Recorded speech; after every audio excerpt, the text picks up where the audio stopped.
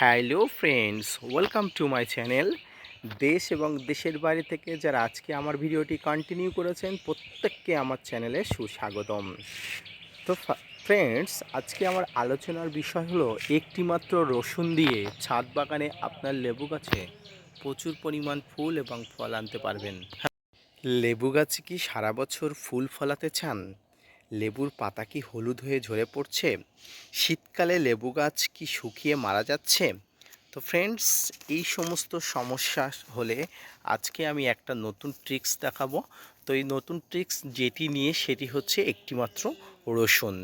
এই একটিমাত্র রসুন দিয়ে আপনার শখের লেবু গাছকে আপনি পুনরায় খুব প্রাণোচ্ছল করতে পারেন এবং খুব সুন্দরভাবে ফুল ফল আনতে সক্ষম হতে পারেন। তো ফ্রেন্ডস, লেবু গাছে ফুল ফল আনতে প্রচুর পরিমাণ পটাশ সারের প্রয়োজন হয়, অর্থাৎ লাল পটাশ বলুন আর সাদা পটাশ বা এসওপি বলুন বা এমওপি বলুন, দুই ধরনের পটাশই প্রয়োজন হয়। তো ফ্রেন্ডস, যখন আমরা গাছে সার দিই তখন কখনো কখনো পটাশ সার দিয়েও গাছের ফুল এবং ফল আসে না, কারণ মাটিতে প্রচুর পরিমাণ সালফারের অভাব থাকে।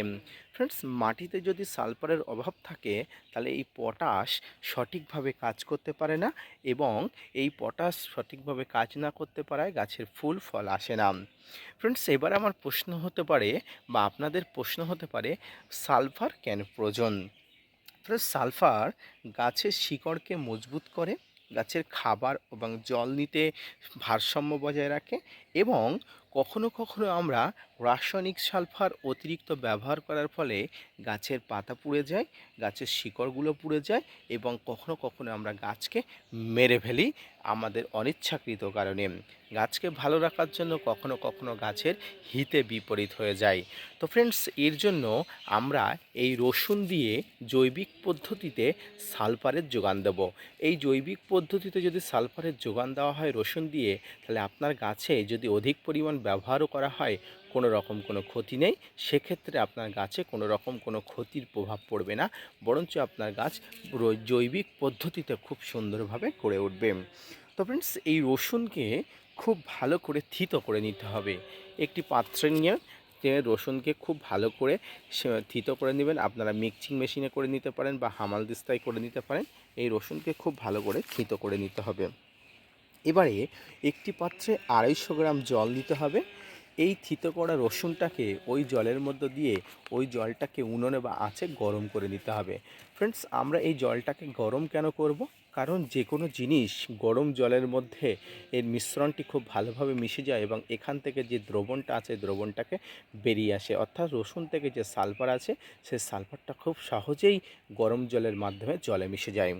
তো ফ্রেন্ডস, অপর একটি পাত্রে 250 গ্রাম জল নেব, এবং আমাদের বাড়িতে যে চা পাতা ব্যবহার করি, অর্থাৎ ব্যবহৃত চা পাতা আমরা নেব 1 চামচ। ফ্রেন্ডস, আমরা যদি বাড়িতে ব্যবহৃত চা পাতা নিই তাহলে খুব অল্প মাত্রায় নেব এবং হাফ চামচ নেব, এবং অব্যবহৃত চা পাতা নিলে 1 চামচ নেব। কারণ ব্যবহৃত চা পাতার মধ্যে প্রচুর পরিমাণ চিনি, দুধের দ্রবণ থাকে, সেক্ষেত্রে গাছে পিঁপড়ার আক্রমণ হতে পারে। সেই জন্য আপনারা খুব ভালো করে নেবেন, বা আপনারা যদি ব্যবহৃত চা পাতা নিতে চান এটিকে ভালো করে ধুয়ে ভালো করে শুকিয়ে তারপরে ব্যবহার করবেন। তো ফ্রেন্ডস, আপনারা জানেন এই চা পাতার মধ্যে প্রচুর পরিমাণ নাইট্রোজেন থাকে, তাই এটি অল্প মাত্রায় নিতে হবে। এবং অপর একটি কলার খোসা অর্থাৎ এবং নিতে হবে এর সঙ্গে একটি কলার খোসা কুচি কুচি করে কেটে 250 গ্রাম, অপর একটি পাত্রে 250 গ্রাম জলের মধ্যে এই চা পাতা, কলার খোসা ভালো করে মিশিয়ে দিয়ে 3-4 ঘন্টা ভিজিয়ে রেখে দিতে হবে। ফ্রেন্ডস, এই দুটো মিশ্রণকে প্রায় 3-4 ঘন্টা বা একদিন মিশিয়ে ভিজিয়ে রেখে দিলে পরের দিনে একটা বড় পাত্রে নিয়ে বা বড় ছাঁকনি নিয়ে এই পাত্রটা থেকে, মেন পাত্রটা থেকে দুটি মিশ্রণকে একসঙ্গে মিশিয়ে নেবেন। এই মিশ্রণের মধ্যে আর অন্য কোনো কিছুই দেবেন না, শুধুমাত্র হলুদ দেবেন। ফ্রেন্ডস, হলুদ কেন দেবেন? ফ্রেন্ডস, আপনারা জানেন হলুদ অ্যান্টিফাঙ্গাল, অ্যান্টিব্যাকটেরিয়াল, তাই এই মিশ্রণের মধ্যে অর্থাৎ এই যে রসুন বাটা বা চায়ের পাতা বা কলার খোসা সমস্ত মিশ্রণের মধ্যে যদি কোনো রকমের কোনো ফাঙ্গাসের কোনো আক্রমণ থাকে, কোনো ব্যাকটেরিয়া থাকে, এই হলুদ আপনার সমস্ত মিশ্রণটিকে শুদ্ধ করে দেবে, পরিশুদ্ধ করে দেবে, ব্যাকটেরিয়া ফাঙ্গাসের আক্রমণ থেকে দূর করে দেবে।